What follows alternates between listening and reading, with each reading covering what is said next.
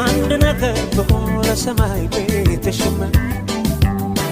አንቺን ብሎ ሲንሰፋሰፍ ሆዴ ምንድነው ዝምታው ፍቅር አይደለም እንዴ በጊዜ ካልደረሽ ፈጣሪን ፈርተሽ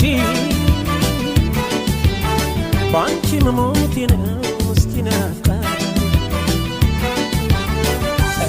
የኔ ብዬ ነው ብዬ ልጥራሽ እንደምዬ ነው ብዬ የኔ ብዬ ነው ብዬ ልጥራሽ የኔ ብዬ ነው የኔ አንድ ነገር በሆነ ሰማይ ቤትሽማ አንቺን ብሎ ሲንሰፋሰፍ ሆዴ